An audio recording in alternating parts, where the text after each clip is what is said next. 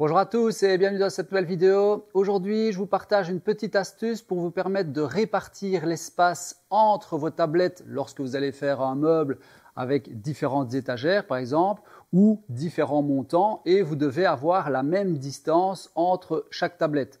On s'est tous retrouvés un jour à faire nos petits calculs et puis se rendre compte que l'espace entre la première tablette ou la dernière tablette était plus grand ou plus petit que les autres. On n'a pas compris parce qu'on a fait le calcul finalement qu'on a appris ou qu'on a vu quelque part sur Internet et malgré tout, ça ne fonctionne pas. Donc ici, moi, je vais tout simplement vous partager une méthode qui vous permet de ne pas se planter sans pour autant devoir calculer. La méthode qu'on connaît le plus couramment, c'est tout simplement ici, j'ai un meuble sur le mur de l'atelier avec 4 étagères. Qu'est-ce qu'on va faire? On va prendre l'intérieur du meuble, donc la mesure intérieure du meuble. Donc moi ici, en l'occurrence, 80 cm. Ensuite, on va déterminer l'épaisseur de nos tablettes et le nombre de tablettes que l'on veut installer dans le meuble. Donc moi ici, j'ai 4 tablettes qui font 2,7 cm. Je vais multiplier ces 2,7 par 4. Donc ici, je vais faire 2,7 fois 4. J'arrive à 10,8. D'accord ? Je vais faire 80 cm, donc la mesure intérieure de mon meuble, et je vais déduire ces 10,8. Donc 80 moins 10,8, j'arrive à 69,2. Je vais devoir diviser ces 69,2 par le nombre d'espaces que j'ai entre mes étagères. Donc ici, j'ai 4 étagères, donc je vais avoir 5 espaces. Si j'avais 6 étagères, ce serait 7 espaces, et ainsi de suite. Donc je fais 69,2 divisé par 5 espaces, puisque j'ai 5 tablettes, divisé par 5, et je vais avoir un espace de 13,84 entre mes étagères. Alors déjà, arriver à tracer 13,84, ça va être compliqué, même avec un réglet de précision. Donc, qu'est-ce qui va se passer? On va se retrouver avec un espace plus grand ou plus petit à la dernière tablette. Première chose. Deuxième chose, la mesure que vous avez, c'est la mesure entre les tablettes. Ça implique quoi? Qu'il va falloir tracer la première tablette, venir positionner la deuxième tablette avec une autre toise ou je ne sais quoi d'autre pour positionner sa tablette et puis retracer le dessus de la tablette et ainsi de suite, avec tout le risque d'erreur que ça comporte au niveau des tracés.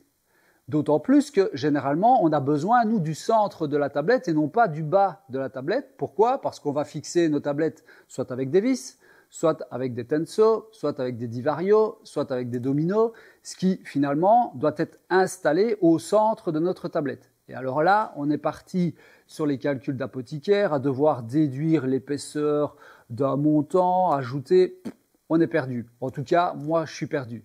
Donc ici, je vais vous proposer une méthode qui est très simple et qui fonctionne à tous les coups et qui en plus est beaucoup plus précise puisque je vais vraiment me retrouver donc à ces fameux dixièmes de millimètre qu'on pourrait retrouver dans nos calculs.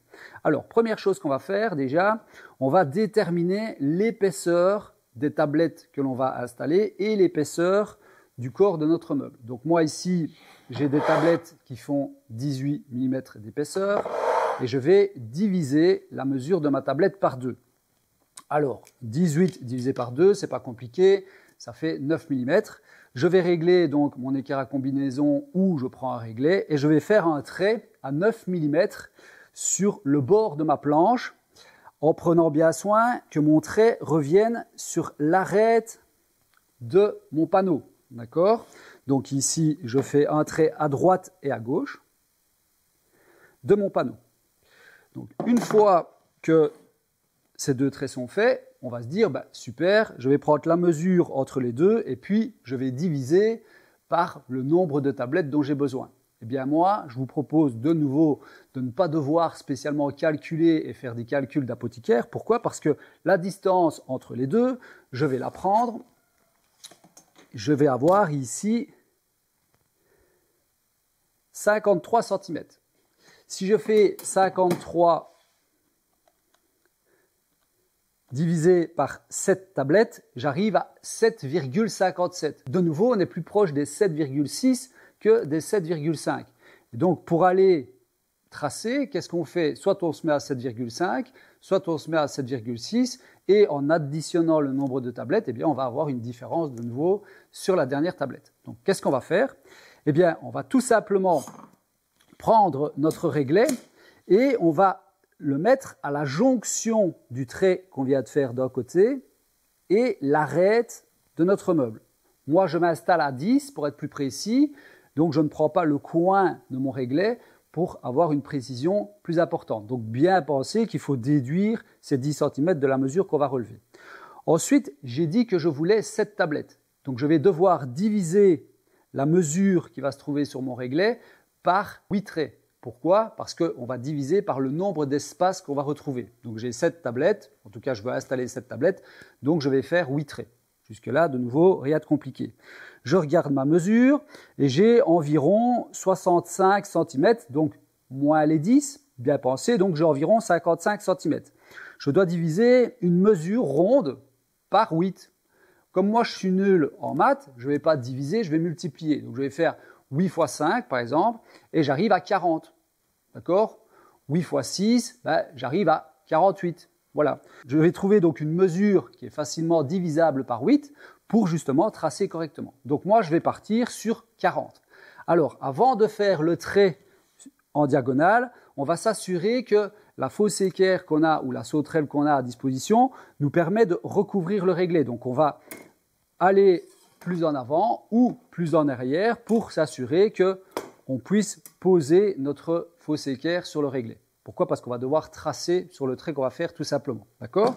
Donc moi je me mets à 10 et je vais donc faire un trait à 50. Pourquoi 50? Parce que 40 plus les 10 de débordement, je suis à 50. D'accord? Donc là, on est bien à la jonction du trait dans le coin et on vient tracer ici un peu plus loin que 50.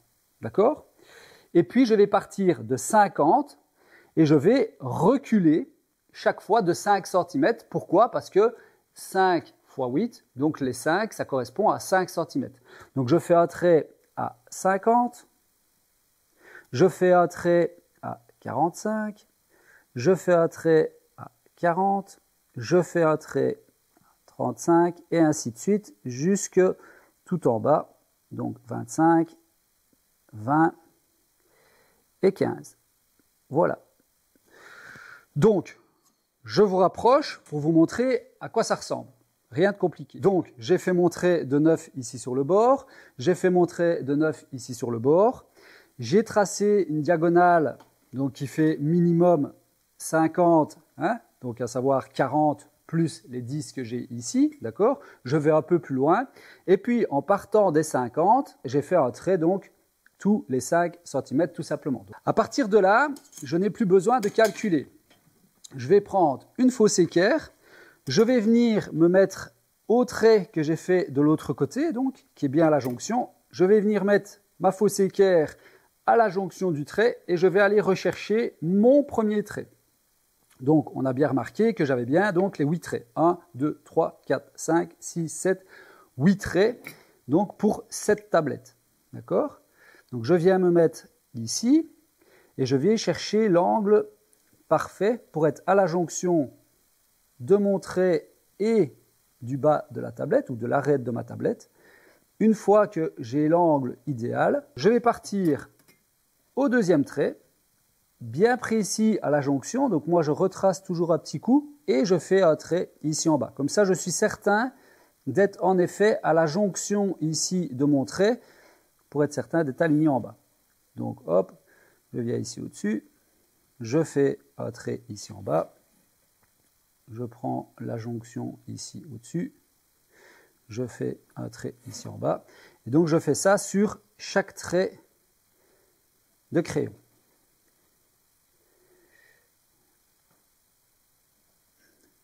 Hop.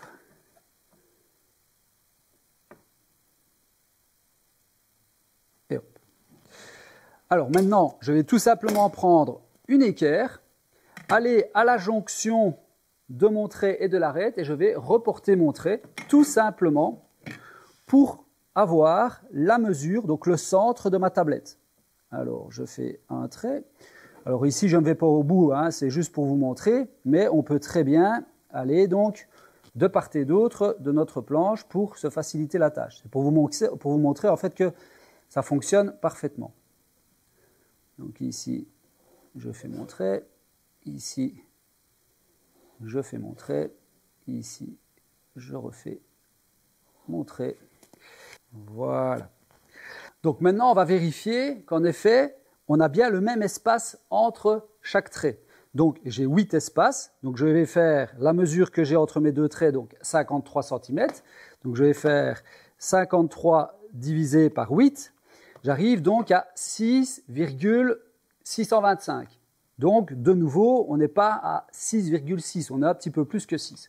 Donc je vais installer ici mon réglet en espérant que vous voyez correctement à la caméra. Et vous allez voir que de fait, je suis à un petit peu plus que 6,6 et on va avancer de trait en trait, donc en m'alignant correctement. Voilà. Donc qu'est-ce qu'on voit? Le premier trait, donc 6,65. On est pas mal. Plus 6,625. 13,25. On est pas mal. 19,87. On est pas mal. Ensuite, 26,5. On est pas mal. Ensuite, 33,12. Vous regardez, de nouveau, on est pas mal. 39,75 et 46,37. Donc si je remets mon espace un petit peu plus, on voit bien qu'on est dans le bon. Bon, là, je viens de faire glisser mon panneau. Et le dernier, 53. Donc, de nouveau, si je me mets à mon trait, on voit en dessous que je suis bien donc au 53. Donc, comme vous avez vu, rien de plus simple, aucune formule mathématique de dingue, juste bien penser à tracer la moitié de l'épaisseur de votre panneau de part et d'autre de votre panneau, faire une diagonale qui part de la jonction du premier trait et à une mesure plus ou moins donnée, que vous allez pouvoir diviser facilement par le nombre de tablettes que vous avez installées plus une, donc par le nombre d'espaces que vous allez avoir entre vos tablettes, tout simplement. Puis reporter la mesure que vous avez calculée, ça sera toujours une mesure ronde et c'est pour ça que ça sera toujours plus précis cette méthode. Vous allez reporter donc le nombre de traits qui correspond au nombre d'espaces, donc ici 8, et puis avec votre fausse équerre, venir chaque fois rechercher donc l'arête de votre panneau. Ensuite, l'équerre pour tracer le centre de vos tablettes. Et à partir de là, vous allez pouvoir faire vos usinages. Donc, soit pré-percer, percer pour mettre des vis, soit installer vos dominos, soit installer vos divarios, etc. Mais dans ce cas-ci, ça vous garantit d'avoir exactement le même espace entre vos tablettes. Pourquoi? Parce que quand vous allez mettre votre tablette ici, bien, vous allez avoir les 9 mm qui vont recouvrir de l'autre côté, là pareil, et puis la tablette qui sera centrée, vous allez avoir 9 à droite, 9 à gauche, 9 à droite, 9 à gauche, à chaque fois en rapport au centre du trait. Donc ici, vous avez exactement le même espace sans devoir faire des calculs d'apothicaire et sans avoir la première ou la dernière tablette qui sera avec un espace plus ou moins grand en rapport aux autres. Donc voilà une petite astuce toute simple, comme vous voyez c'est pas compliqué. Là je l'ai fait au feutre, donc j'ai peut-être un demi-millimètre qui est perdu à un endroit ou à un autre, mais si on trace avec un crayon très proprement, très bien taillé, ça fonctionne nickel. Alors moi je l'ai fait au feutre pour que vous voyez, d'ailleurs j'espère que vous avez vu correctement à la caméra. Maintenant une dernière petite astuce, c'est de l'indélébile. Eh bien pour effacer une trace d'indélébile sur des panneaux mélaminés ou stratifiés, il suffit de prendre du gel hydroalcoolique et effacer les traces, ça part facilement. Si vous n'avez pas du gel hydroalcoolique, vous pouvez prendre de l'alcool à brûler ou de l'alcool à 70, 90 ou 95 degrés et ça part très facilement. Je vais vous en faire la démonstration de suite. Alors, si cette astuce vous a plu, eh bien, je vous invite à regarder la vidéo de jeudi soir, jeudi 20h, où en fait, je vais vous expliquer comment diviser un cercle en 6, 8, 10 ou 12, par exemple, pour faire une horloge, simplement, sans formule mathématique de nouveau, et vous serez très précis également, comme pour cette méthode. Voilà, je vous souhaite à tous une bonne soirée ou une bonne journée en fonction de l'heure à laquelle vous avez regardé cette vidéo, et je vous dis à bientôt pour de nouvelles aventures. Salut, salut!